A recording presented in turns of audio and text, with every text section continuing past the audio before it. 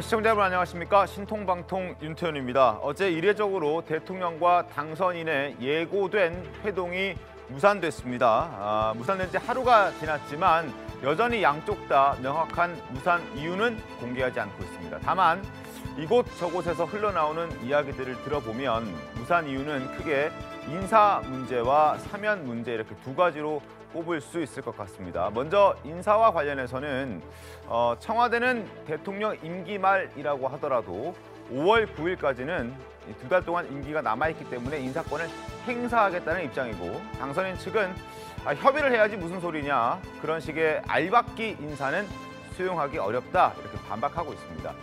그리고 사면 문제는 또 윤 당선인 측은 문 대통령에게 이명박 전 대통령 사면을 건의할 것으로 이미 예고를 했는데, 김경수 전 지사의 사면 문제와 이게 맞물리면서 정치적 거래로 비춰질 수 있다는 점이 양측 모두에게 부담으로 작용했다는 그런 분석도 나오고 있습니다. 그러면서 민주당 측에서는 이전 대통령 사면하고 싶으면 윤 당선인이 취임 후에 직접 하라, 이러한 주장까지 나오고 있습니다. 자, 전문가들과 관련 이야기들 잠시 후에 나눠보겠습니다. 목요일 신통방통 광고 후에 시작하겠습니다. 조금만 기다려주십시오. 네, 목요일 신통방통 시작하겠습니다. 현직 대통령과 당선인의 회동무산, 이 후폭풍부터 짚어보겠습니다. 과거 정권 교체기에 신권력과 구권력 간의 기싸움은 있었지만 예고된 회동이 무산된 건 이번이 처음입니다. 일단 인사권 문제에서 큰 충돌이 발생한 것 아니냐 하는 해석도 나오고 있는데, 먼저 관련해서 만평부터 살펴보겠습니다. 임기가 2달도 채 안 남은 문재인 정부. 그래도 알짜 공기업 인사는 포기할 수가 없는데. 내 임기 끝날 때까지는 인사권 행사 제대로 하랍니다. 낙하산을 타고 알이 되어 박히는 이 사람. 보나마나 새 정부가 들어서면 가시방석인데. 지금부터 하는 인사는 우리한테 얘기하고 하시죠. 본인도 예전에 협의해서 하라고 해놓고 1억이 있습니까? 남이 하면 알박기, 내가 하면 인사권 행사, 다 그런 거지 뭐. 이렇게 껄끄러운데 마주 앉아 무슨 얘기를 나눌지. 남은 2달 걱정입니다. 자, 문 대통령의 임기 말인 지난해 10월부터 최근까지 임명된 공공기관 인사 현황을 한번 보겠습니다. 확인해 보시죠.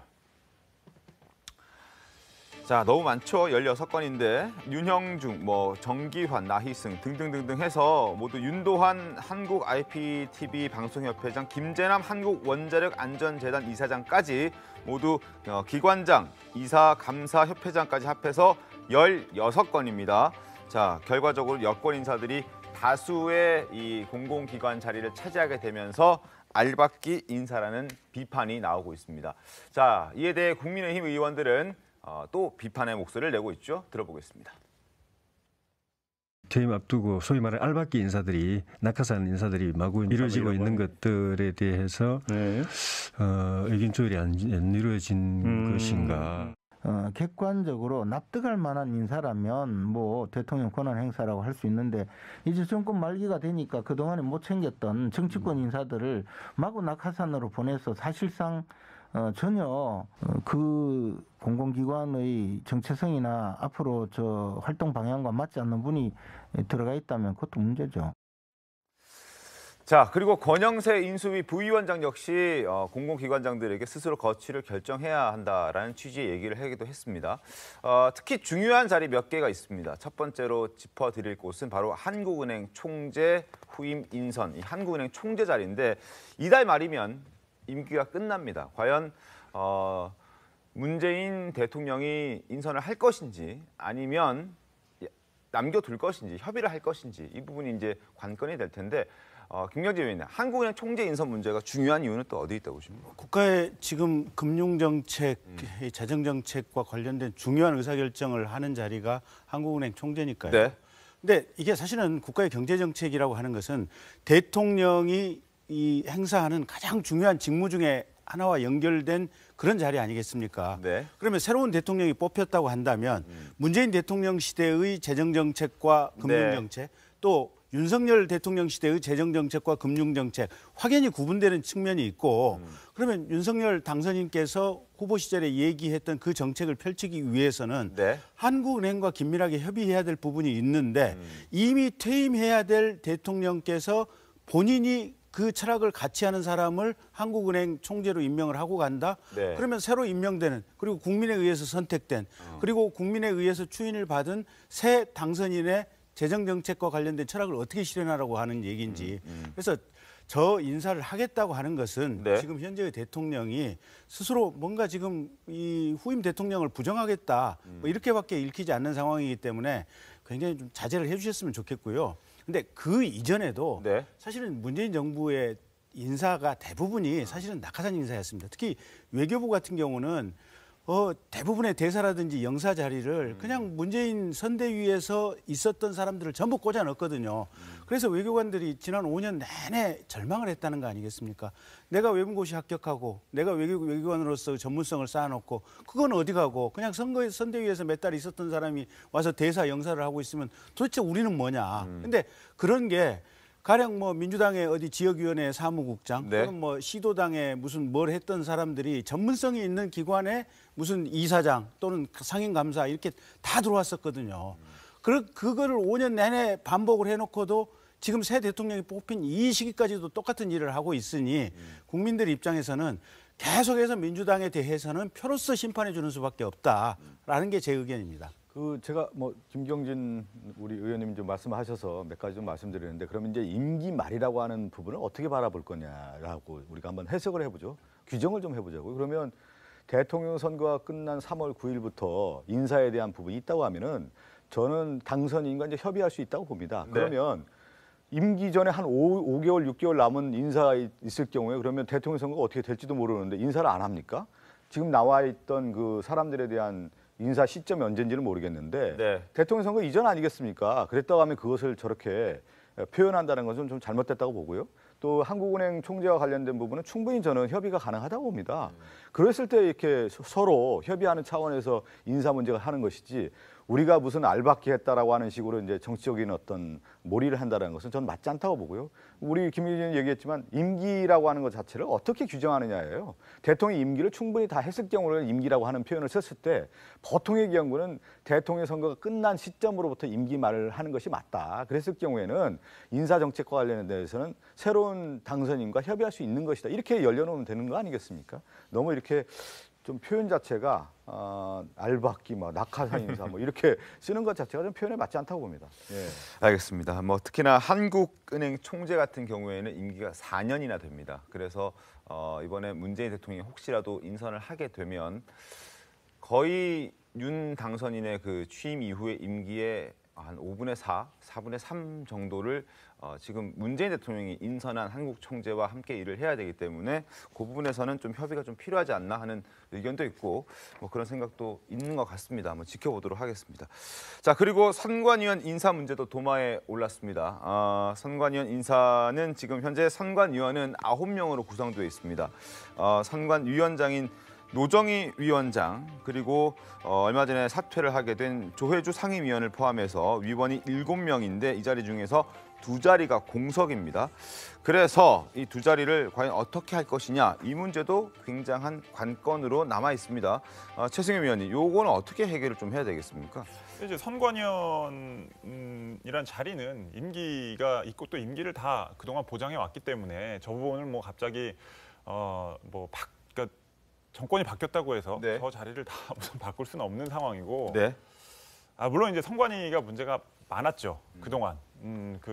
사실은 지난 재보선이나 재작년 총선 같은 경우에는 선관위의 여러 가지 판단들이 여당에 편향돼 있다라는 논란이 굳이 야당에서뿐만 아니라 네. 일반 시민들 사이에서도 많이 나왔었기 때문에 그리고 또 이번 대선을 앞두고는 그 조혜주 그 상임위원을 본인이 사의를 밝혔음에도 불구하고 청와대에서 이를 반려하고 그러다가 선관위 직원들이 들고 일어나서 결국에는 이 사표가 수리가 되는 이런 상황이 있었잖아요. 이것은 어떻게 보면 정권이 선관위를 선거 과정에서 일종의 도구처럼 활용하려고 하는 거 아니냐 이런 오해를 불러일으키기에 충분한 상황이었는데 저는 이 선관위 사무총장이 최근에 이제 사의를 표명을 했죠. 네. 그리고 이제 노정희 중앙선거관리위원장도 오늘 입장을 낸다는 얘기가 있는데 그렇습니다. 지금 노정희 위원장은 그런 편파성이나 이런 문제보다도 이번 대선에서 코로나 확진자 투표 과정에서 너무나 극심한 혼란을 불러일으켜 왔기 때문에 그 부분에 대한 책임을 져야 하고 그런 측면에서 노정희 위원장은 이번에 물러나는 게 맞다. 그리고 이제 나머지 선관위원들 제가 봤을 땐 일단 뭐 문재인 대통령께서는 이제 임기가 거의 끝나가기 때문에 대통령목 상임위원을 뭐 지금 당장 뭐 지금 문재인 대통령 임명하기는 어렵겠지만 야당목 그 선관위원이 계속 비어 있는 상태예요. 네. 몇 달째. 그러니까 그 부분은 국회에서 빨리 좀 처리를 했으면 좋겠고 그다음에 이 선관위원장 자리는 이제 호선을 통해서 뽑게 돼 있으니까 그걸 통해서 노정희 위원장이 물러나고 새로운 선관위원장이 이제 이 6월 지방선거를 앞두고 뭔가 선관위를 일신해서 네. 그리고 지금 현재 선관위 상태는 선관위의 현장 직원들이 이 선관위 이 상부, 그러니까 선관위원들의 여러 가지 결정, 그다음에 선관위원들의 어떤 운영에 대해서 우려를 많이 표명을 하는 상태라서 그런 부분들을 불식시키기 위해서라도 뭔가 좀 변화가 근본적으로 필요하다라고 생각합니다. 알겠습니다. 자, 오늘 지금 방금도 현장 화면을 좀 보여드렸었는데요. 다시 한번 보여주시죠. 노정희 선관위원장이 오늘 자신의 어떤 거취에 대해서 아마 입장을 좀 밝힐 것으로 예상이 됩니다. 그래서 기자회견이 일단 오전 9시로 잡혀 있는데 지금 오전 9시 18분이니까 다소 좀 늦어지는 것 같긴 합니다. 어쨌든 거취의 입장이 있을 것 같고 그 부분은 저희가 생중계로 보여드릴 텐데 그렇게 되면은 결국 선관위원 전체 인원 9명 중에 3자리가 공석이 되는 거죠. 혹시라도 선관위원장과 그리고 또 조혜주 상임위원이 사퇴한 그 자리에 문재인 대통령이 임명을 하게 되고 혹은 또 5월 이후에 지금 현재 공석으로 돼 있는 야권목도 민주당이 하게 된다면 결국 선관위원 9명은 모두 지금 국민의힘의 어떤 추천으로 된 인사는 없게 되는 것이어서 그 부분에 대해서도 국민의힘은 지적하고 있는 겁니다. 자, 잠시 후에 선관위원장인 노정희 위원장의 어떤 기자회견 어떤 내용이 나오는지 한번 보여드리겠고요. 조금 이 화면은 자료 화면이라는 걸 다시 한번 말씀을 드리겠습니다. 자, 계속 이야기를 좀 이어가면서 노정희 선관위원장의 모습이 등장하기를 기다려 보겠습니다. 자, 과거 문재인 대통령도 야권 시절에는 당시 정부를 향해서 낙하산 인사에 대해서 누구보다 강하게 비판했다는 점이 또 부각이 되고 있습니다. 과거 문 대통령의 목소리 한번 들어보겠습니다. 낙하산 인사 예산 평선 지침으로 공공기관을 권력의 입맛에 맞게 운영해 왔습니다. 알박기, 쪼개기, 양다리 걸치기 인사를 하는 것은 염치도 없고 상식도 없는 용납할 수 없는 문제입니다. 인사 알박기가 심각한 지경에 이르고 있습니다. 이 정권 공백기를 틈타서 부적절한 인사들을 계속 임명하고 있는 것은 대단히 큰 문제가 있습니다. 곳곳에 알박기와 나눠먹기가 성행해서 모럴 해저가 심각해졌다라고 분석이 되고 있습니다. 김수민 평론가님, 근데 과거에도 민주당 저렇게 비판했었는데 이번에 이제 그걸 개선하지 못하고 반복하고 있다는 측면에서 더 비판을 많이 받는 것 아닌가 하는 생각 들거든요. 네, 뭐 화장실 들어갈 때하고 나올 때 다르다라고 하는 말이 좀 적용이 되는 것 같고 네. 그리고 한편으로 또 변수가 있었던 게 김은경 전 환경부 장관 사건이었을 거예요. 이게 블랙리스트 사건이었는데 이게 거꾸로 얘기를 하면은 한 번 임명이 돼버린 인사는 또 어쩌지 못한다라고 하는. 그래서 민주당 입장에서는 좀 우리는 그렇게 뭐 이렇게 처벌받은 사례가 있을 정도로 막 밀어내기 이런 거 못했다라고 생각을 할 수도 있습니다. 그래서 임기대로 하자, 공공기관의 임기대로 하는 거다 이렇게 또 생각을 할 수 있고 또 이제 이게 국민의힘도 주의를 해야 될 일이죠. 똑같이 네. 민주당이 했듯이 전철을 밟을 가능성도 있는 거고 저는 이번을 기회로 해서 좀 정치권의 합의가 필요하지 않나 새로운 제도가 필요하지 않나 이런 생각을 좀 합니다. 법으로 뭐 좀 만들어야 된다 이런 말씀이시죠? 이제 뭐 엽관제라고 표현들을 많이 하죠. 대통령이 되고 정권을 잡으면 공공기관장을 막 임명을 이제 하는 거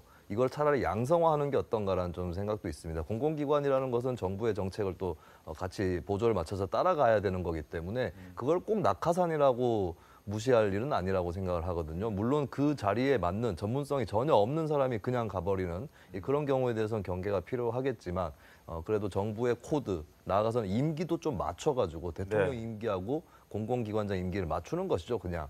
그래서 한꺼번에 이제 들어갔다가 나오는 이 형식으로 가는데 다만 문제가 될 수 있는 건 정권이 지나치게 전횡을 할 경우입니다. 그런 거에는 이제 내부에서 했던 상호 견제 균형 이런 것들을 맞춰주는 보완책이 있을 수 있죠. 그래서 기관장은 뭐 정권에서 그 정권이 들어설 때 임명을 하더라도 네. 임원들이 여러 명이 있습니다. 그러면 나머지 임원에 대해서는 국회 추천이라든지 뭐 야당도 어느 정도 개입할 수 있도록 뭐 감사를 야당에서 추천을 한다든지 이런 방법도 있고 또 공공기관의 노동이사제를 적용하기로 했기 때문에 내부에서 또 연속적인 관점을 가지고 그 조직을 지탱해 줄 수 있는 임원도 필요하겠죠. 그러면 이제 직원 출신의 임원들 몇 명을 더 선발하고 뭐 시민사회라든지 이쪽에도 개방을 할 수도 있겠고 이런 방법으로 균형과 견제 정도만 맞춰준다면 그럼 공공기관장 인사 정도는 정권에서 들어갈 때 다 같이 임명을 하고 나올 때 다 같이 나오는 이 형태로 가는 게 그나마 현실적인 방법이 아닌가 생각이 듭니다. 한번 머리를 좀 맞대봐야 될 필요가 있다는 생각도 듭니다. 자, 그리고 정치권에서는 검찰 내부 문제도 좀 심각하게 바라보고 있는 것 같습니다.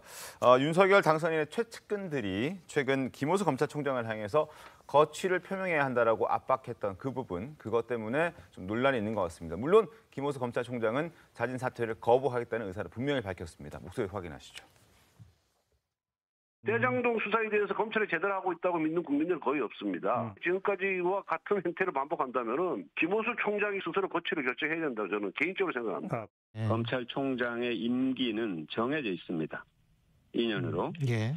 그런데 권력이 정권의 입맛에 맞지 않다고 해서 검찰총장들은 물러나라라고 얘기하는 것은 사실은 굉장히 조심해야 될 발언이다. 자, 장윤미 변호사님. 지금 김호수 검찰총장은 일단 본인의 임무를 충실히 수행하겠다. 사퇴 거부 의사를 밝혔고 분명히 밝혔고 그리고 이성윤 공검장, 심재철 지검장 등등도 친여 성향이라고 불리는 이 지검장 검사들도 임기를 유지하겠다라고 입장을 밝히고 있는 상황이죠. 너무 당연한 겁니다. 사실 윤석열 후보 이제 당선인께서 공정과 상식을 이야기했을 때 그 근간이 되는 건 입법권자의 결단으로 만들어진 법률에 따라서 모든 시스템 정치를 하겠다는 것이었습니다. 그렇다면 법률에 어떻게 돼 있느냐? 검찰청법에 이 검찰총장의 임기는 2년으로 이 정치적 중립성 때문에 어떤 정권의 변경과 상관없이 변동과 무관하게 임기를 보장해 준다는 취지가 법령에 분명히 있는데 벌써부터 이 최측근이라고 분류되는 분들께서 뭔가 결단을 해야 되지 않겠느냐라고 사실상 외압을 하고 후보는 그 당선인은 아무런 말도 하지 않는 것은 본인들이 주장했던 그 민주당을 향한 그 잣대, 내로남불과 관련해서 무관하다고 이야기할 수 있을 것인지 공공기관 기관장 인사도 마찬가지입니다. 국민의힘의 전신인 자유한국당이 고발을 해서 이런 기관장들을 본인의 사람들로 채워 넣으려고 변동을 했을 때 이게 직권남용이라고 실형까지 확정된 게 법원의 판결 내용입니다. 그렇다면 본인들이 문제 제기를 했을 때는 그거는 온당한 거고 반대 입장이 되면 그것은 틀리다고 이야기하는 게 이 당선이 된 일주일 이 짧은 사이에 할 수 있는 행동인지에 대해서는 저는 많은 국민들이 의문을 표하실 거라고 생각합니다. 네. 아니 그 윤석열 당선인이 한번 생각해 보십시오. 검찰총장 당시에 검찰총장의 임기와 관련된 부분이 있었고 상당히 어려운 점이 있으면서 검찰총장 임기를 고수하면서 법과 원칙에 따라 하겠다라고 하면서 그것이 지켜지지 않아서 대통령으로 출마하겠다라는 명분이 된 거 아니겠습니까? 근데 오히려 공정과 상식이라고 하는 주장 부분을 김호수 검찰총장 임기된 보장된 것을 권성동 의원이 통해서 나가라 이렇게 하는 것 자체가 오히려 윤석열 후보의 그동안의 어떤 정치적 과정을 스스로 부인하는 모습이고요. 이 검찰의 임기를 보장한 건 뭐냐면 검찰이 권력기관으로부터의 독립성을 유지하는 거예요. 그래서 2년을 보장하는 거고 또 하나는 검찰이 권력이 남용될까에 대한 부분을 견제하기 위해서 문민통제라고 하는 부분에 있어서의 법무부 장관의 지휘권을 확보해 준 겁니다. 수사지휘권을. 그래서 견제와 균형을 맞춘 거고 또 하나가 뭐냐면 검찰 권력이 워낙 남용되다 보니까 이 부분을 고위공직자 수사처를 만들어서 서로 견제와 균형의 원리를 만든 건데 만약에 이렇게 된다고 하면은 스스로 당선인도 그렇고 지금 국민의힘의 관계자들이 검찰을 장악하겠다 이렇게 나오는 거기 때문에 윤석열 전 검찰총장 임기에 관련된 부분과 지금 김호수 검찰총장 임기를 얘기하는 거와 서로 맞지 않다. 오히려 그동안에 국민의힘이 얘기했던 내로남불을 오히려 내로남불하고 있다. 이렇게 볼 수 있는 것이죠. 근데 이제 제가 보기에는 저도 김호수 총장의 임기는 보장되는 게 원칙이라고 생각을 합니다. 그리고 아마 윤석열 당선인도 그런 식으로 생각을 하고 있는 것으로 알고 있어요. 그렇지만 지금 민주당에서 이런 얘기를 하기에는 조금 이제 민망한 측면이 저는 있다고 생각을 해요. 자, 윤석열 지금 당선인 같은 경우에 검찰총장 시절에 살아있는 권력도 수사를 해달라라는 문재인 대통령의 말씀에 맞게 이 정권 관련된 비위를 수사하다가 압박을 받고 결국엔 쫓겨난 상황이었잖아요. 그리고 김호수 총장이 그렇다면 지금 아까 정치적 중립성, 검찰의 정치적 중립성 말씀하셨는데 그런 검찰의 중립성이라는 취지에 맞게 처신을 해왔느냐, 수사 지휘를 해왔느냐, 저는 그렇게 보지 않습니다. 일단 월성원전 경제성 조작 의혹 사건 관련해서 백운규 전 장관에 대해서 배임 교사 혐의를 이제 이 현장 수사를 한 그 검사들은 기소를 해야 된다고 했는데 그걸 막았어요. 그 다음에 이제 이후에 이 대장동 의혹 사건이 굉장히 큰 논란이 벌어졌는데 뭐 이재명 후보까지는 아니더라도 그 유동규 씨가 압수수색 당할 때 김용 씨나 그다음 이재명 후보의 측근들이잖아요. 김용 씨나 정진상 씨 같은 사람들이 수차례 통화를 하고 여러 가지 연루된 의혹들 이런 것들이 제기가 되고 있는데 대장동 의혹 사건 수사가 진행이 됐습니까? 그러니까 이재명 후보가 성남시장 시절 벌어진 일인데 성남시청을 압수수색하면서 성남시장실은 정말 며칠, 그러니까 10여일이 지나서 압수수색이 들어가고, 그러니까 이 국민들이 상식적으로 납득할 수 없는 수사를 계속 해왔기 때문에 이런 부분에 대해서 이제 그 권성동 의원 같은 분들이 저런 말씀을 하시는 건데 뭐 근본적으로는 저도 임기가 보장이 되는 게 맞다라고는 생각합니다. 알겠습니다. 자, 일단 권성동 의원이 윤석열 당선인의 최측근 윤핵관이로 불리는 사람이긴 합니다만 권성동 의원이 김호수 검찰총장에게 거취를 결정하라는 부분은 개인적인 의견이라는 것도 본인이 밝혔고, 그리고 최승현 위원께서 지적해 주셨듯이 국민의힘 쪽에서는 정치적 중립성 중요하지만 김호수 검찰총장이 과연 정치적 중립성을 지킬 만큼 업무를 수행했느냐에 대해서 퀘스천 마크가 있는 것 같습니다. 어쨌든 이들은 임기를 마무리하겠다라고 입장을 밝힌 상황이어서 상황을 좀 지켜보겠고, 그런데 이제 기존에 역할을 하고 있는 사람들을 내쫓는 문제와 별개로 앞으로 어떤 역할을 하게 될 만한 그런 인물들이 있을 텐데 그 인물들에 대한 견제도 민주당은 하고 있습니다.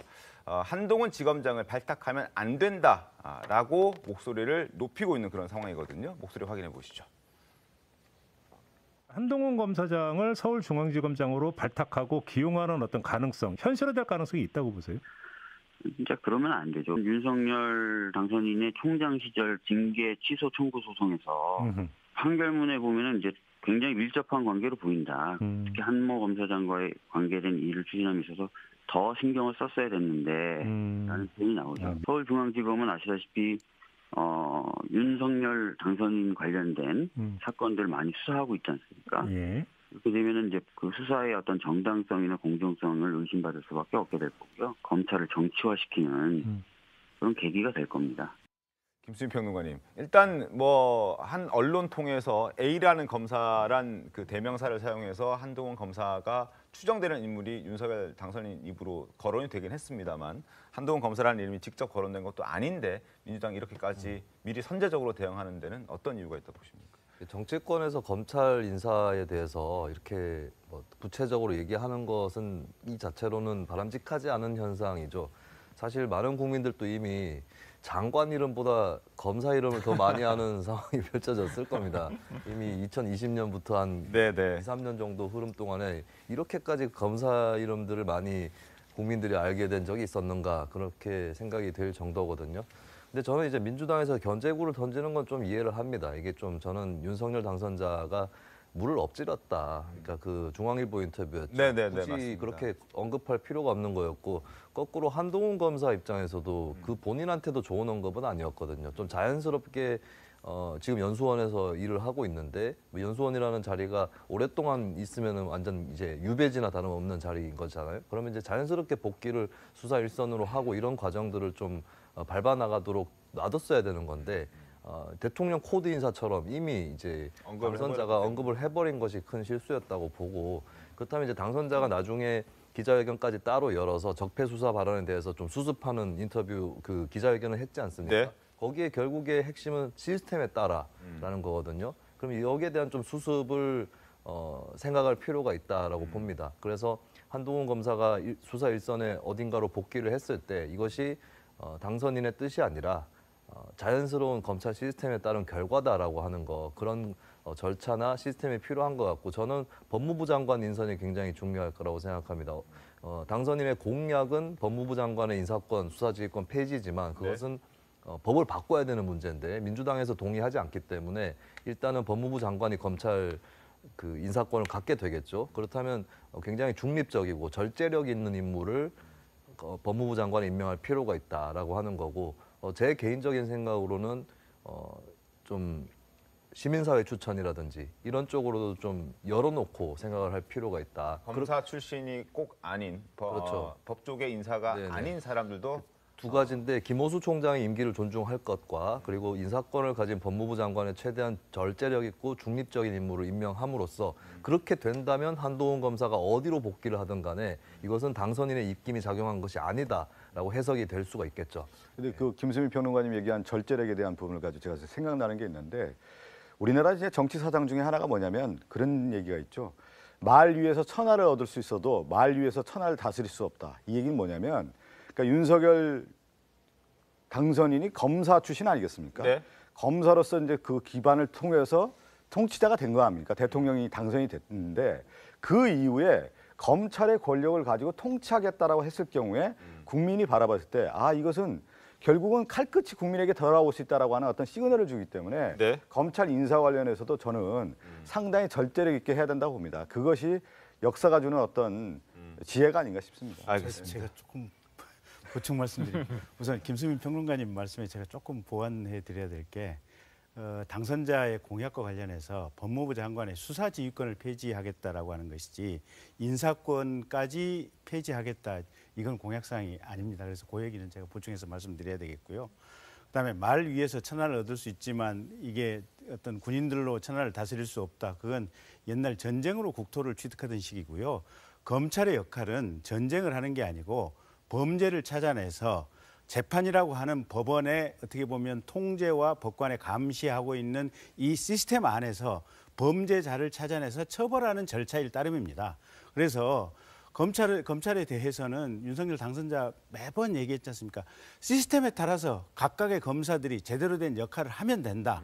그리고 이 검사가 하는 역할에 대해서는 법관이 압수수색영장을 발부하든지 말든지 체포영장을 발부하든지 말든지 법관이 구속영장을 발부하든지 말든지 법관이 긴 시간 재판하고 유무죄 또 형량에 정하는 것을 법관이 알아서 하든지 말든지 이건 법원에 맡겨진 일이고 이 법원의 역할을 통해서 검찰을 통제하는 것이지 정치 권력이 들어가서 검찰에게 야당 누구누구에 대해 수사해라 또는 현 집권 여당에게 불리한 사건 수사 안 했으면 좋겠다 또는 수사하는 검사들을 수사권도 없는 저 어디 법무연수원으로 날려보내고 이런 것들이 이 어떻게 보면 정치 권력이 해왔던 이 부분을 해서는 안 되겠다라고 하는 것이 윤석열 당선자의 의견이라는 점을 말씀드리겠습니다. 알겠습니다. 자, 코로나 확진자가 62만 명이 넘었습니다. 지금 속보 잡아 나가고 있는데 40만 돌파해서도 깜짝 놀랐었는데 지금 또 껑충 뛰어올라서 62만 명, 총 825만 명이 코로나 확진자로 늘었다는 소식이 좀 끔찍한 소식이 전해졌습니다.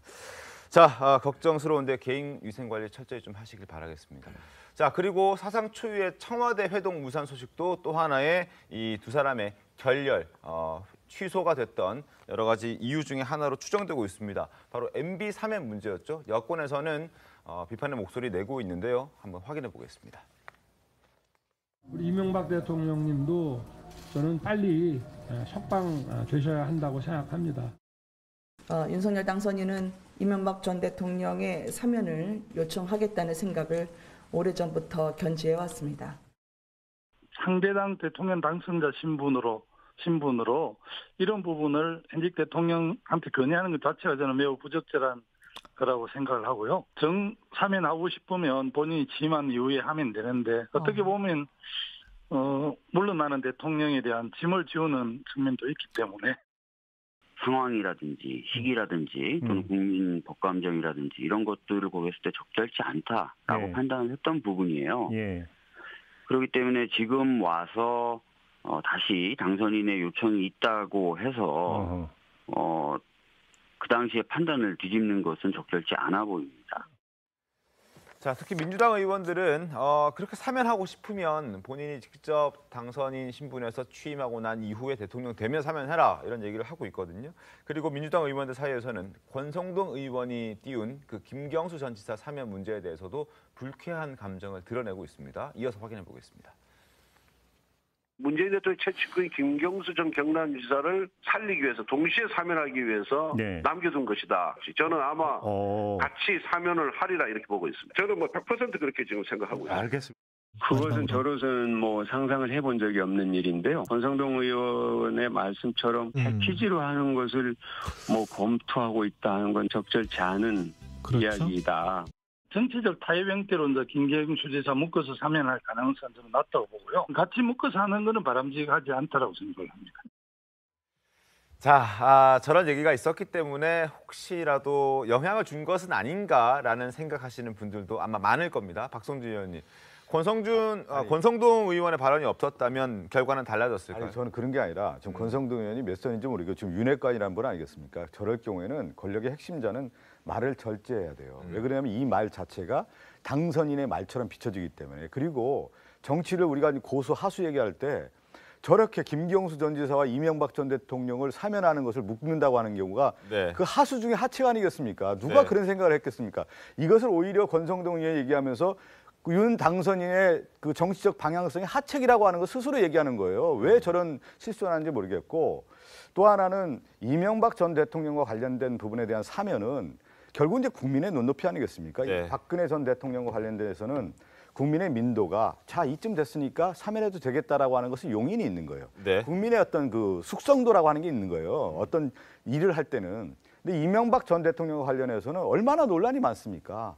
이명박 전 대통령이 그러니까 오히려 지금 윤석열 당선인 측에서 이것을 공을 문재인 대통령의 사면으로 떠난 거 아니냐 이런 생각이 좀 드는데, 오히려 정정당당하게 윤석열 지금 당선인이 검사 시절에 이명박 전 대통령 구속시키지 않았어요? 그 당사자 아니겠습니까? 그러면 결자 해지라는 표현을 쓰는데 이명박 전 대통령의 사면을 윤석열 대통령이 된 이후에 사면을 하는 것이 오히려 결자 해지인 것이죠. 왜 문재인 대통령께 이 공을 넘깁니까? 그리고 이것이 분란의 소지가 크기 때문에, 그리고 지금 인수위 과정에서 이러한 것들이 오히려 인수위의 연착륙과 안착에 저는 크게 도움이 되지 않는다고 봅니다. 왜 이렇게 하는지 저는 좀 모르겠습니다.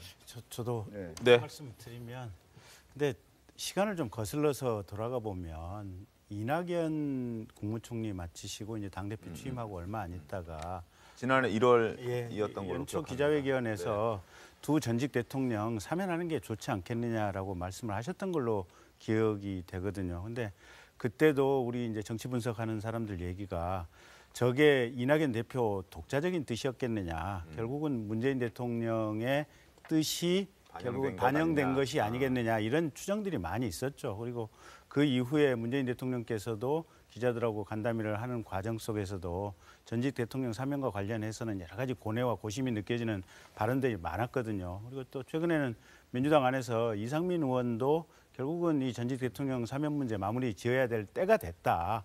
이제는 우리 사회 전체가 고민하고 결단을 내려야 될 시점이다. 아마 이런 얘기를 했었기 때문에 전체적으로 보면 저 문제는 이제 마무리 지어야 될 시점이 거의 온 것 같고요.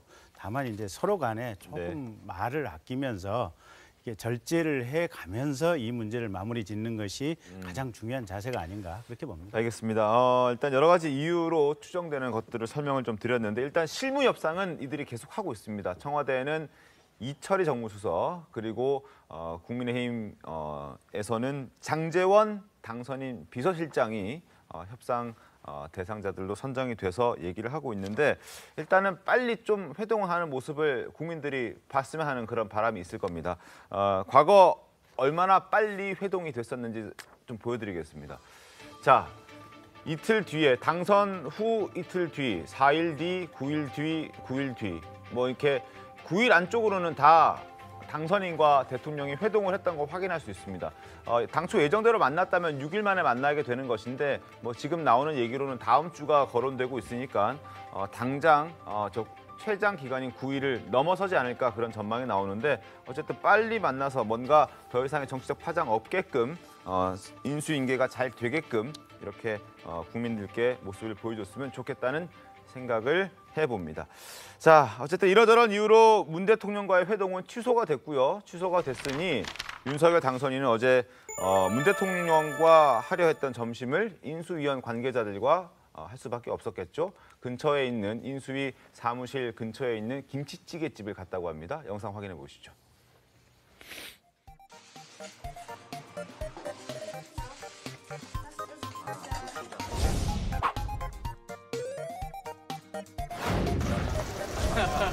자,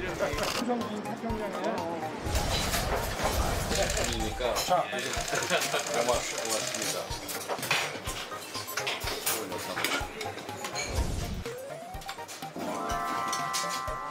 우리나라 직장인들이 점심 메뉴 중에 제일 많이 먹는 게 김치찌개가 있더라고요.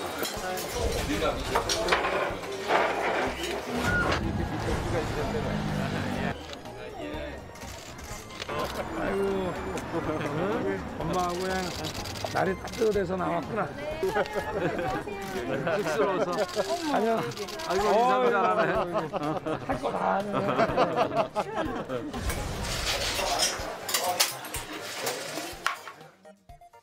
자, 당선 이후에 꼬리곰탕, 짬뽕, 김치찌개까지 당선인의 점심 메뉴도 화제가 되고 있습니다. 그리고 이 점심 메뉴에 의미를 부여하는 분위기이기도 합니다. 만평 보겠습니다.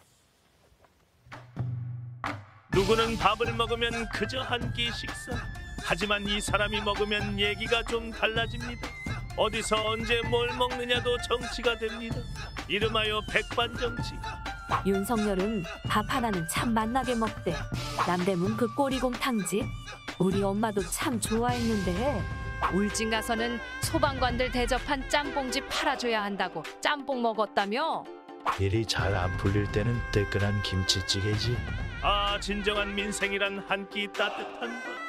아무리 일이 바빠도 아무리 눈 코 뜰 새 없어도 밥은 먹고 합시다. 자, 김치찌개, 김정진 의원님. 뭐 메뉴에 의미가 있는 겁니까 실제로? 아니면은 그냥 뭐 가서 먹고 싶어서 간 겁니까? 모르겠는데. 아마 저거 식당 잡으시는 분이 오늘 대강 김치찌개 이렇게 정했을 수도 있죠. 근데 이제 이런 건 있더라고요. 저도 이제 국회의원 하던 시절에 뭐 이제 사실은 국회의원이 별거이 아닐 수도 있지만 뭐 또 어떤 왜 분들은 별게 아닙니까? 예, 예. 되게 어렵게 생각하시는 분들이 있거든요. 그러면 그냥 그분들하고 편안하게 뭐 짬뽕을 먹든 아니면 네. 뭐 바지락 칼국수를 먹건 이렇게 둘이 앉아서 맛있게 이제 같이 먹고 나면 의원님 이런 것도 드십니까? 이제 눈이 이런 표정들이거든요 보면. 근데 그게 뭐랄까 아직까지는 이게 이제 힘 있는 사람들 권력자들하고 그 일반 서민들하고 좀 괴리가 있다는 방증이기도 한데 네. 저렇게 김치찌개 또 뭐 짬뽕 이런 거 먹는 것 자체가 우리랑 똑같은 사람이다. 우리랑 같은 느낌으로 세상을 살고 있구나. 이런 느낌들이 이제 국민들에게 전해오니까 그런 동질성의 느낌만 가지고도 국민들이 조금 편안한 감정을 느끼게 되는 그런 효과는 분명히 있는 것 같아요. 김 의원님이 더 잘 아시겠지만은 저게 무슨 어떤 전략을 갖고 이미지 메이킹을 위해서 저런 게 아니고요. 윤 당선인은 제가 듣기로도 워낙 입맛이 보통 이제 소탈하고 좀 서민적인 음식을 좋아한다고 하더라고요. 술도 뭐 이렇게 비싼 술을 먹는 게 아니라 소주나 막걸리 같은 이제 그런 술을 좋아한다고 하고 뭐 그래서 저걸 갖고 무슨 이제 정치적 이제 어떤 계산을 갖고 뭐 저런 식당을 찾고 뭐 이런 건 아닌 걸로 알고 있습니다. 알겠습니다. 자, 그리고 윤 당선인은 후보 시절에 혼밥하지 않겠다라는 메시지를 낸 적이 있죠. 그래서 우르르 가서 이제 식사를 하는 모습이 많이 보여지기도 하는데 혼밥 안 하기, 뒤에 숨지 않기, 이 대통령이 되면 이 두 가지는 꼭 지키겠다. 그래서 많은 사람들이 공약을 지키고 있다, 약속을 지키고 있다 이런 평가도 하고 있습니다. 물론 혼밥아랑이라는 저 표현이 액면 그대로 여러 사람들과 함께 식사를 하겠다라는 의미로 받아들일 수도 있지만 2017년이었나요? 중국 순방 갔을 때 문 대통령이 식당에서 혼자 밥 먹었던 것을 에둘러 비판한다는 그런 해석도 굉장히 많았습니다. 자, 지금 보시는 모습이 중국에 갔을 때 중국 정상 혹은 뭐 외교적으로 상대가 되는 분과 식사를 함께한 것이 아니라 바깥에 나와서 문 대통령과 그 노영민 비서실장 그리고 김정숙 여사까지 해서 이렇게 따로 식사를 하는 저 부분을 아마 윤 당선인이 비판한 것 아니냐라고 해석하는 분들도 꽤 있거든요. 김수민 평론가님은 저 혼밥하지 않겠다는 의미를 어떻게 좀 해석하십니까? 저 혼밥에 대해서 문재인 대통령 한 명을 찍어서 얘기하는 건 저 온당치 않다고 보고요. 왜냐하면 혼밥에 대한 얘기는 박근혜 전 대통령 때도 많이 나왔던 얘기입니다. 네. 그래서 좀 겸허하게 다들 정치권에서 생각을 해야 될 것은 왜 청와대에 들어가면 그렇게 되는가? 왜 대통령이 되면 그렇게 되는가? 이 부분인 거거든요. 그럼 이제 여기에 대해서 윤석열 당선자도 뭐 이게 뭐 일개인의 어떤 선택이라든지 이런 식으로 생각할 게 아니라 그러니까 본인은 어떻게 하면 그 구조로 들어가지 않을 건지 예, 그런 고민을 해야 되는 거고 뭐 아마 그 일환으로 청와대를 떠나는 예, 그 프로젝트도 하고 있는데 근데 중요한 거는 장소 뭐 어디에서 일하냐 이것보다 더 중요한 것은 또 혼밥을 하지 않겠다 이것보다 더 중요한 것은 누구와 어떻게 만나느냐가 중요한 거거든요. 그래서 저는 당부드리고 싶은 말은 특히 이제 혼밥을 하지 않겠다고 했을 때 사실 일반 국민들을 만나고 다니는 것은 어떻게 보면 좀 쇼 정치일 수도 있습니다. 그 자리에서 허심탄회한 얘기가 그렇게 많이 나오지 않을 수 있거든요. 결국에는 자기하고 불편할 수도 있는 사람을 만나는 것 이게 굉장히 중요하다. 저는 특히 정당 관계자 각 정당의 대표들, 예를 들면 여당의 대표라, 야당의 대표라든지, 그렇죠. 그리고 여당도 중요합니다. 이게 역대 정부가 여당까지 패싱하는 현상들이 있었기 때문에 여당하고도 수시로 그냥 같은 편이니까 알아서 하겠지 이렇게 생각하면 안 되는 거고요. 야당하고도 자주 만나야 된다. 그래서 그동안 유명무실화되었던 여야정 협의체 이런 것부터 제대로 돌아가도록 대통령이 나서는 것이 가장 중요합니다. 혼밥이라고 하는 의미가 여러 가지가 의미 있는데요. 저게 어떻게 해석해야 되는 거냐면 국정이 원활한다고 하면 여러 사람을 만나서 자신감이 있습니다. 그래서 이제 의견도 교류하고 서로 이제 소통하는 공간들이 많이 생기는데 국정 운영 기간에 이제 여러 가지 불협화음이 나거나 일이 잘 안 됐을 때 뭐냐면 사람들이 떨어져 나가는 거죠. 그리고 오히려 대통령을 안 만나려고 하는 거고 그러다 보면 자연스럽게 소외가 되고 혼밥을 안 하고 싶은데 혼밥을 할 수밖에 없는 그런 환경이 역대 대통령의 모습 아니겠습니까? 오히려 이제 국정 지지도가 높고 안정화됐을 때는 자신 있게 만날 수 있는 것이죠. 저는 저게 근본적으로 개인의 어떤 캐릭터가 또 굉장히 크게 작용을 한다고 생각을 하는데 박근혜 전 대통령이나 문재인 대통령 같은 경우에는 제가 보기에는 좀 내향적인 성향의 인물들이었어요. 그러니까 이제 뭐 사람들하고 여러 사람들하고 만나서 뭐 이제 이렇게 떠들썩하게 이야기를 하기보다는 혼자서 생각하고 뭐 판단하고 이런 걸 좀 즐겨하는 분이었는데 윤석열 당선인은 그거하고 정반대 스타일입니다. 그래서 이제 이 사람들하고 하여튼 원래 이 검사로 일할 때도 그렇고 뭐 대학 시절부터도 그렇고 이제 뭐 지금 정치하면서도 그렇고 혼자 밥을 먹는 것 자체가 굉장히 어색한 그런 분이에요. 그러다 보니까는 저렇게 늘 사람들하고 같이 어울려서 밥을 먹는 거는 앞으로 이 대통령으로 일하는 내내 아주 상식적인 일상으로 아마 보여질 것이고 지금 말씀하신 것처럼 이 자기와 생각이 다른 사람하고도 편하게 밥을 먹을 수 있는 그 노력 이제 그것이 앞으로 이제 얼마나 보여질 것인가 그것이 관건일 것 같습니다. 알겠습니다. 자, 지켜보겠습니다. 그리고 배우자 김건희 씨 소식도 좀 전해드리겠습니다. 드디어 다음 주 초에 공개 활동을 시작한다는 얘기가 나오고 있습니다. 김경진 의원님, 사실입니까? 모르겠는데. 다 모르십니까? 제가 사실은 김건희 씨 쪽하고 연결되는 라인이 하나도 없어요. 그래서 돌아가는 내용 전혀 몰라요. 근데 신문에 보도 나온 걸 보면 뭐 그럴 가능성이 있다라는 보도들은 지금 나오고 있더라고요. 이제 일부 보도 소개해드리면 뭔가 이제 어떤 사회적 약자에 대한 봉사 활동이라든지 또는 본인이 이제 예술이나 공연 전시업 있지 않습니까? 잘하고 있는 부분부터 조금 시작하는 하겠다. 이런 내용의 기사들인 것 같아요. 근데 어차피 지금 후보 기간 중에도 대통령 당선인께서도 배우자는 자기 직업이 있고 자기 역할이 있으니 대통령이 되더라도 본래의 그 직업에 충실하게 될 것이다. 이제 이런 말씀을 하셨거든요. 그 가능성에 비춰 본다면 김건희 씨 같은 경우는 어쨌든 본업을 하면서 사회봉사 활동을 하는 이럴 가능성이 매우 높지 않나 그렇게 보이기는 합니다.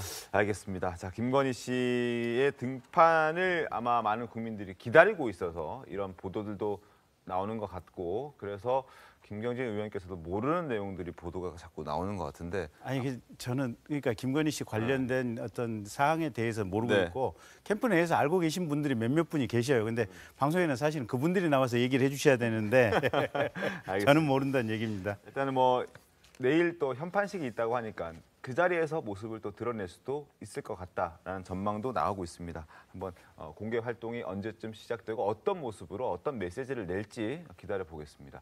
그리고 지금부터는 대통령 집무실 이전 문제를 짚어보겠습니다. 어제 인수위가 서울 용산에 있는 국방부 청사를 새 대통령 집무실로 쓰겠다. 사실상 확정한 것 같습니다. 김은혜 당선인 대변인도 청와대로 돌아갈 일은 없다, 제로다 이렇게 얘기했거든요. 그 목소리도 확인해 보겠습니다. 기존의 청와대로 윤석열 당선인이 들어갈 가능성은 제로입니다. 세기를 낼 때는 장애물이 많습니다. 그렇지만 국민들과 함께하겠다는 소통의 의지가 그 어떤 것보다 우선에 두고 있음을 말씀드릴 수 있겠습니다. 아직 결정난 건 없습니다. 확실한 거는 다시 돌아가지 않는다는 거죠. 자, 국방장관실이 있는 신청사 2층을 포함해서 1층부터 5층까지 이제 집무실로 쓰겠다, 뭐 이런 취지인 것 같습니다. 예, 그렇게 될 가능성이 매우 높아 보이고요. 그러니까 지금 당선인의 뜻은 이런 것 같아요. 첫째는 지금 현재 청와대의 공간 물리적 구조 자체가 너무 장관들이라든지 강요들하고 소통하기가 불편한 구조다.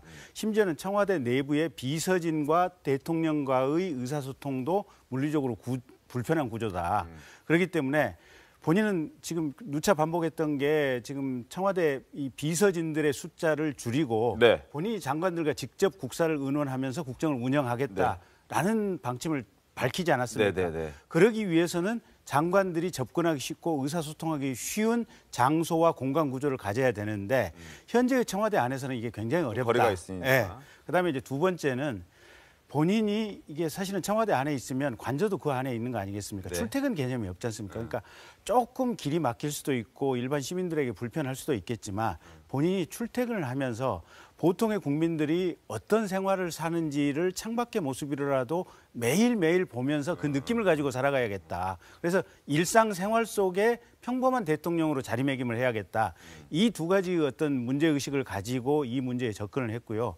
그래서 최초에 이제 광화문 이 청사를 고려를 했었는데 네. 아무래도 이제 보안 문제라든지 경호 문제라든지 이런 문제 때문에 고민의 고민 끝에 지금 국방부 청사로 결정이 되어가는 것 같습니다. 알겠습니다. 자, 국방부 청사가 이제 현실화될 가능성이 이제 김경진 의원 말씀대로 높아 보이는데요. 일단 뭐 비용도 좀 세이브할 수 있다 이런 평가들도 있습니다. 그리고 약간 난처하실 수도 있는데 하나 뭐 많은 보도들이 나와서 좀 여쭤보고 싶은 게 그 풍수 지리설과 관련해서 얘기들이 많이 나오더라고요. 네. 그 용산이 더 터가 좋다. 그래서 용산으로 가는 것이다. 뭐 요 얘기에 대해서는 혹시 그 인수위 내에서는 얘기 없습니까? 근데 문재인 대통령도 최초에 광화문 청사 시대를 열겠다고 했는데 네. 그때도 풍수지리 고려를 했었나요? 그리고 이제 그걸 한번 이게 주로 그 얘기가 흘러나오는 진원지가 민주당 쪽이기 때문에 아니, 민주당이 아닙니다. 뭐 어쨌든 아니, 왜 그러세요? 뭐 무속 얘기 끊임없이 하지 않으셨습니까? 그래서 어쨌든 그 얘기를 한번 반문해 보고 싶고 두 번째는 그 풍수지리 뭐 고려가 있었는지 없었는지 저로서는 전혀 모를 일이지만 만약에 고려가 있었다고 한다면 이 풍수지리가 그럼 전혀 근거가 없다라고 얘기할 수 있습니까?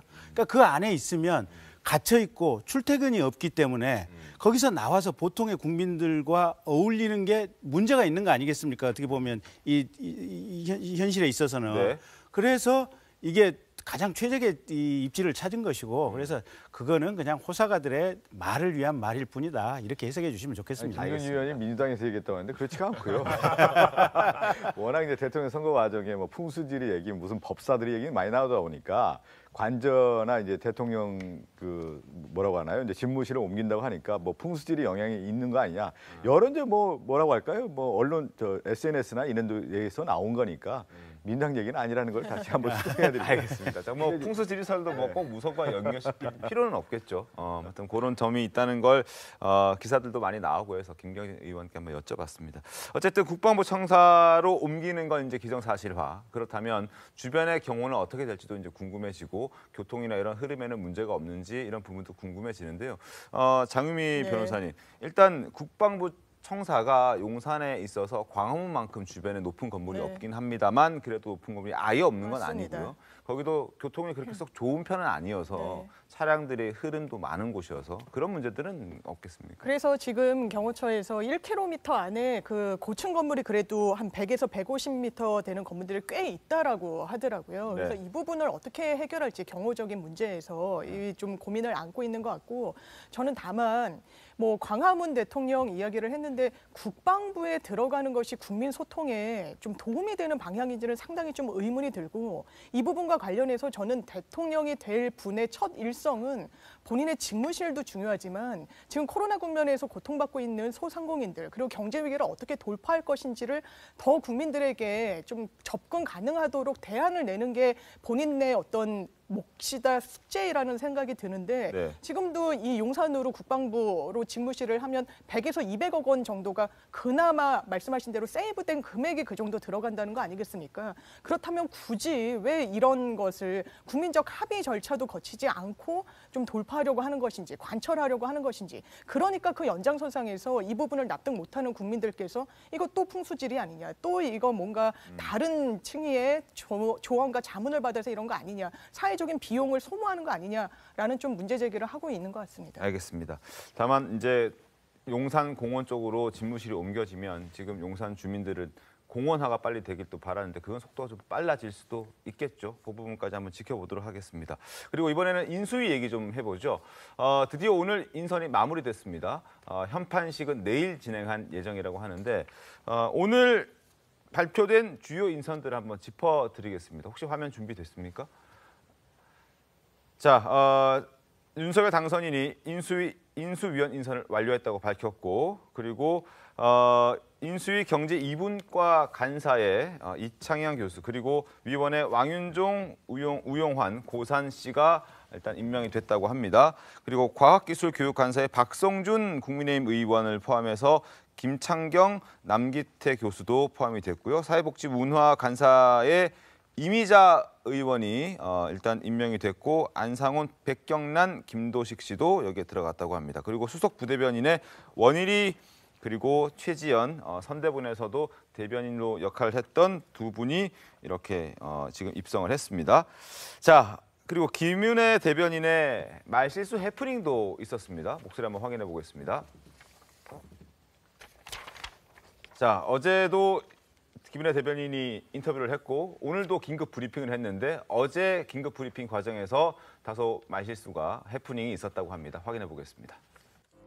대통령께서 그동안에 대통령 슬리머 이런 거를 좀 강조를 하셨는데 잘 안 들립니다. 대통령 슬리머를 주장을 하셨는데 네, 대통령 슬리마라는 건 물리적인 슬리마를 말씀하시는 건가요? 죄송해요. 대통령실. 다음 경제 2분과 인수위원 유웅환 성함 그렇게 됩니다. 전 SK 혁신그룹장. 마스크를 한 번만 벗고 발음을 해드릴게요. 유웅환. 네. 유웅환. 죄송합니다. 대변인을 그동안 꽤 많이 하신 편이라서 저렇게 좀 임기응변식으로 잘 얘기를 하는 것 같다는 생각도 들고 재미있게 또 기자들을 상대로 얘기를 전달해 주는 것 같다는 생각도 듭니다. 어쨌든 인수위원 인선이 마무리됐습니다.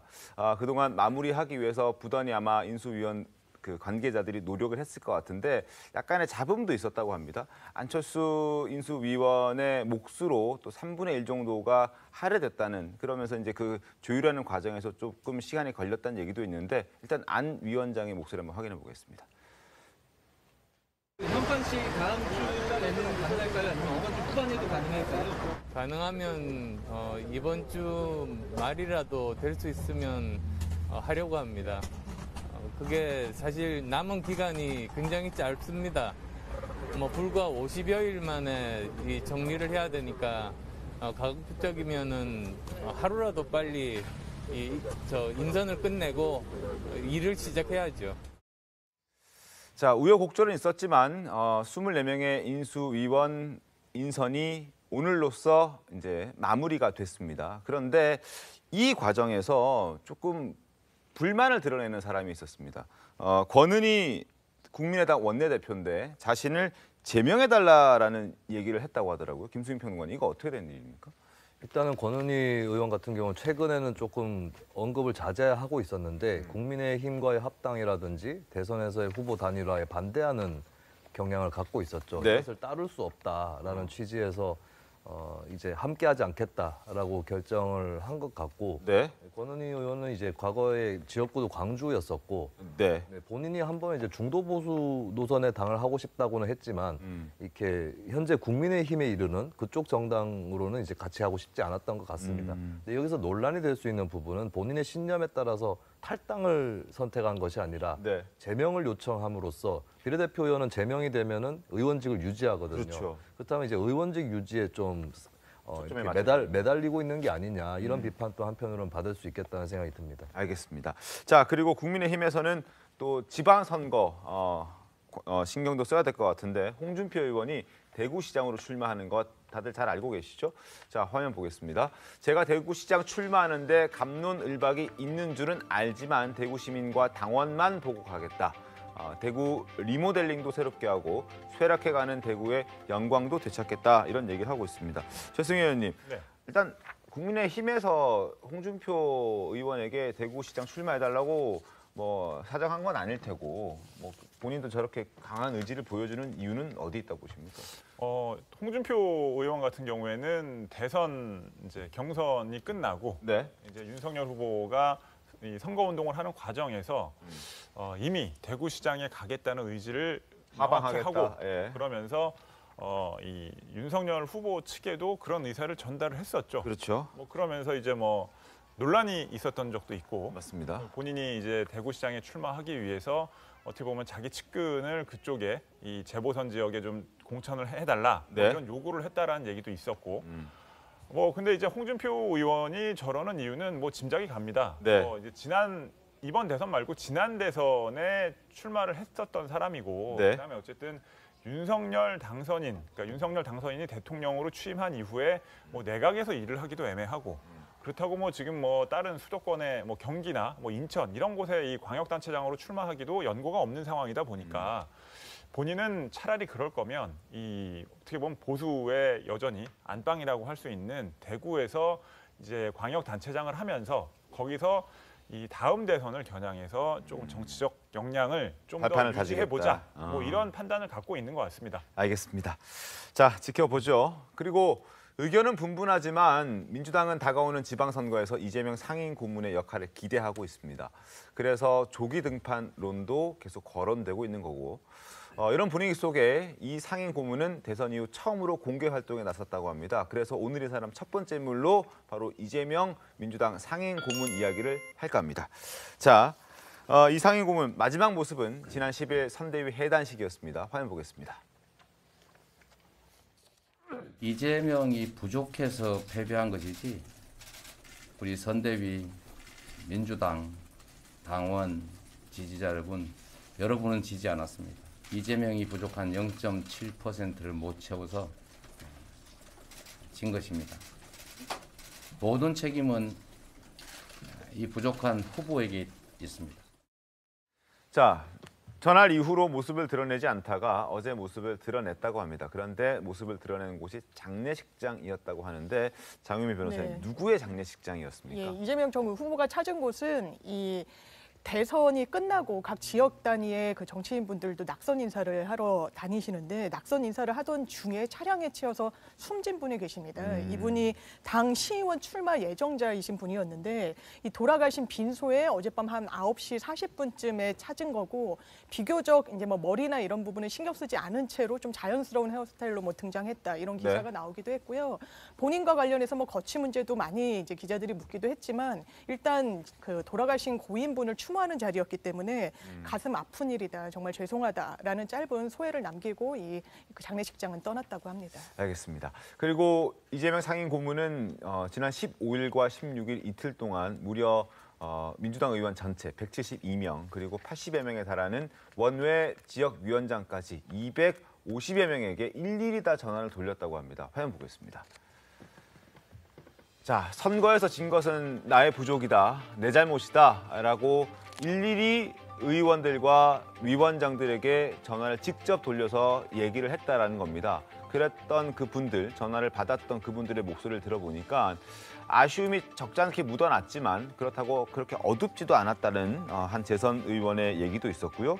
그리고 충청권의 초선 의원은 뭐 단순히 감사 인사를 하는 것을 넘어서서 상당한 공을 들이는 느낌이었다. 뭔가 추후를 도모하는 그런 느낌을 받을 수 있었다라는 취지의 얘기도 합니다. 그리고 또 한 분의 원외 지역위원장 같은 경우에는 직감적으로 이재명 전 지사가 6일 지방선거, 곧 있을 지방선거에서 역할을 할 것이라는 느낌까지 받았다. 이렇게 직접적으로 얘기하는 분들도 계셨습니다. 박성준 의원님, 이 활동을 개시했다라고 봐야 되겠습니까? 이제 정치권 들어온 지 얼마 안 됐지만 우리의 한국 정치 이제 언론도 그렇고 이제 정치권에서 저는 보면 좀 긴 호흡을 좀 봤으면 좋겠어요. 네. 어떤 이제 이재명 후보가 민주당이 이제 큰 자산이시고요. 선거가 이제 채 일주일밖에 지나지 않았습니다. 네. 그런 가운데 이재명 후보가 좀 지금 연락을 하는 것은 그동안에 선거를 도와줬다라는 그 감사 인사 아니겠습니까? 그리고 이제 마무리를 잘 하는 게 매우 중요하죠. 한 당의 또 대통령 후보였고 그런 가운데 있다고 하면은 그런 얘기들을 충분히 할 수 있다고 봅니다. 저는 이렇게 감사 인사하고 위로하는 어떤 말씀들을 했는데 그것을 가지고 정치적 재개의 신호다라고 하는 해석은 너무 조급한 거 아니냐, 빠른 거 아니냐. 그리고 그것이 오히려 이재명 후보에 대한 예의도 아닌 것 같습니다. 알겠습니다. 좀 긴 호흡으로 좀 정치를 좀 봤으면 좋겠어요. 네. 자, 그리고 두 번째 인물은 사면 이후에 병원 입원 치료 중인 박근혜 전 대통령입니다. 퇴원이 임박했다는 소식이 전해졌습니다. 자, 병원에서 치료 중인 이 박 전 대통령이 이르면 다음 주쯤 퇴원을 해서요. 대구에 있는 그 마련돼 있는 사저에 이제 입주할 것이라는 전망이 나왔습니다. 입주 전망이 사실 나오면서부터 대구 주민들도 굉장히 들뜬 모습이었죠. 그 모습 다시 한번 보겠습니다. 대구를 사랑하고 달성을 사랑하는 이 지역에 오셨으니까 우리가 환영하는 그런 마음으로. 고생 많으셨던 박근혜 대통령님 나오신다 그러니까 조용하게 사시게. 그러니까 앞으로 계속 올 거예요. 다음에 차도 한 잔 먹고 뭐 도시락도 사서 먹고 할 거예요. 자, 박 전 대통령의 지금 대구 사저 입주 시점이 3월을 넘기지 않을 것으로 전망됩니다. 치료도 굉장히 순조롭게 진행이 잘 되고 있다고 전해집니다. 화면 보시죠. 자, 3월을 넘기지 않을 것이고 다음 주 퇴원할 가능성이 굉장히 가장 크지만 늦어진다면 그 다음 주가 될 것이다. 어쨌든 3월 내에는 대구 사저에 입주를 할 예정이다. 그리고 박근혜 전 대통령 측 관계자의 얘기를 들어봐도 회복과 치료가 굉장히 순조롭게 잘 진행되고 있다라고 얘기합니다. 박 전 대통령이 어떤 메시지를 낼지도 굉장히 궁금해지는 상황인데 과거 윤 당선인의 후보 시절 박 전 대통령이 퇴원하고 건강이 회복되면 만나보고 싶다. 그래서 얘기를 좀 하고 싶다라는 입장을 밝힌 적이 있습니다. 박 전 대통령의 허락이 있어야 이제 만날 수가 있을 것 같은데 박 전 대통령과 윤 당선인의 만남이 성사가 될 가능성은 김경진 의원님께서는 어느 정도로 좀 평가하십니까? 그러니까 언젠가는 만나시겠죠. 네. 이제 시점이 문제일 텐데 당선인 시점에서 만나느냐 혹은 취임한 이후에 만나느냐 이제 뭐 이 정도 문제일 거고요. 제가 볼 때는 당선인 시점에서 굳이 서둘러서 만날 필요까지는 없지 않느냐. 자연스럽게. 그러니까 박근혜 전 대통령께서 건강이 회복되시고 또 마음의 여유가 좀 생겼을 때 또 윤 당선자가 이제 대통령 취임하고 나서 가령 뭐 지방 순시 갈 기회에 자연스럽게 예방을 하는 것이 가장 그냥 편안하고 좋은 모습이 아닐까 싶습니다. 알겠습니다. 윤 당선인도 건강 회복이 중요하다라고 얘기를 했기 때문에 무리하게 일정을 당겨서 만날 가능성은 좀 낮아 보인다라는 의견을 좀 주셨습니다. 세 번째 인물 보겠습니다. 세 번째 인물은 방송인 김어준 씨입니다. 자, 김어준 씨와 김재원 국민의힘 최고위원이 김어준 씨 라디오 방송에서 입씨름을 벌였습니다. 거취를 둘러싸고 공방을 벌였는데 먼저 공격을 한 쪽은 김재원 최고위원이었습니다. 화면 보시죠. 공장장님도 이제 곧 당 빼지 않겠습니까? 고소고발은 쌓여가고 있죠. 고소고발은 쌓여가고 있는데. 그보다도 공장장님도 별로 효험이 없는 것 같은데 여러 가지 문제 제기를 하고 의혹 제기를 하고 해도 이제 뭐 별 효과가 없잖아요. 이제 서서히 그 방 빼실 때가 없앨 계획은 잘 준비돼 갑니까, 뉴스공장? 그건 모르겠는데 진중권 교수님께서는 빨리 그만두시는 게 민주당이 유리할 거라고 말씀하셨는데. 제가 진작부터 그 검찰에서 뉴스공장 모니터링 열심히 한다는 얘기는 들었는데. 근데 오세훈 시장도 해보시려고 했었는데 잘 안 됐잖아요. 쉽지는 않을 거예요. 뜻대로 되는지는 한번 지켜보죠. 자, 최승희 의원님, 김어준 씨는 지금 좀 자신만만해하고 있지만 지방선거 결과에 따라서는 서울시의원이 바뀐다면은 거취의 문제도 달라질 수 있는 거 아닙니까? 그럼요. 뭐 전 김어준 씨에 대해서는 뭐 국민의힘 입장에서는 김어준 씨가 결과적으로 봤을 땐 고마운 분이죠. 뭐 여러 가지 음모론과 국민들이 상식적으로 납득할 수 없는 얘기들을 뭐 지상파, 그러니까 TBS도 지상파입니다.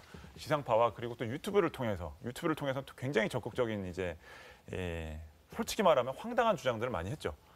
근데 이제 그 김어준 씨가 어떤 서울 시민의 세금으로 운영되는 TBS에서 계속 저런 이제 허무맹랑한 이야기들을 하는 이 상황을 이제 계속 지켜볼 수 있을 것이냐.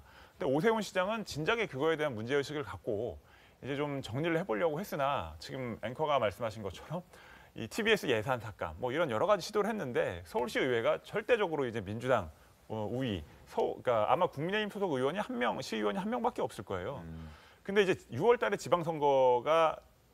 지방선거를 통해서 이 의회 권력, 시의회 권력이 교체가 된다면 그러니까 김어준 씨가 TBS에서 방송을 계속 진행하는 상황에도 변동이 생길 수는 있다. 이 말씀을 드릴 수 있을 것 같습니다. 근데 그 이전에 지금 방심위에서 법정 제재 가능성이 매우 높거든요. 네. 그래서 아마 자연스럽게 곧바로 정리될 것 같은데요. 정리 되기를 원하시는군요. 아니 방심위에서 문재인 방심위에서 아마 정리할 것 같아요. 아니 저 김재원 최고도 그렇고 좀 다들 그러시네요. 뭐 오히려 김어준 그 앵커가 오히려 민당을 도와준 게 아니라 국민의힘을 도와줬다고 하면 아니 진행하는 게 맞는 거 아니에요? 계속 그렇게 놔두시는데 지금까지 감사드리긴 하고. 알겠습니다. 아니 근데 차원에서 어쨌든 잠깐만요. 네. 좀 말씀드리면 이제 방송이라고 하는 환경이 있는데 건전성이라고 했을 때 오히려 여당 야당의 어떤 지금 보면 오히려 지금 언론 조중동 같은 경우는 국민의힘에 상당한 힘을 발휘해주고 있다는 얘기를 많이 하고 있지 않습니까? 그런 차원에서 볼 때 균형이라고 하는 차원에서 저런 방송에 김어준 씨도 필요하다는 말씀을 드리고 싶습니다. 알겠습니다. 자, 김어준 씨도 균형 차원에서 김재원 최고위원에게 공격을 받고 가만히 있진 않았습니다. 역공을 펼쳤습니다. 어떻게 했는지 들어보시죠. 어쨌든 청와대는 이번에 못 들어갈 거 아닙니까? 저는 제 상자가 아닐 겁니다. 그러니까요. 왜 그리 놀리세요? 놀리는 게 아니라 가장 저는 청와대에 한번 들어간 걸로 충분합니다. 지방선거를 혹시 안 나가신다면 제가 고소고발 쌓여가고 있으니까 변호사 해주시죠. 제가 지방선거 나가기 전에 벌써 먼저 다 그만두셔야 될 것 같은데 어쨌든 이 재단의 구조가 그렇게 힘들어요. 예. 그런 계획 가지고 계신 분들한테는 알려주시고. 제가 돌팔이 변호사니까 너무 기대하지 마시고요. 아니 그러니까 청와대 안 들어가시고 지방선거도 안 나가시고 보직도 특별히 없게 되면 제 변호사 해주세요. 수임료만 많이 주면 뭐 누구든. 자, 국민의힘이 고발했는데 국민의힘 최고위원한테 변호사를 해달라니. 하여튼 두 사람의 대화를 좀 보여드렸습니다. 잠시 뒤에 돌아오겠습니다. 네, 오늘 준비한 신통방송 여기까지입니다. 내일 더 신통하게 돌아오겠습니다. 고맙습니다.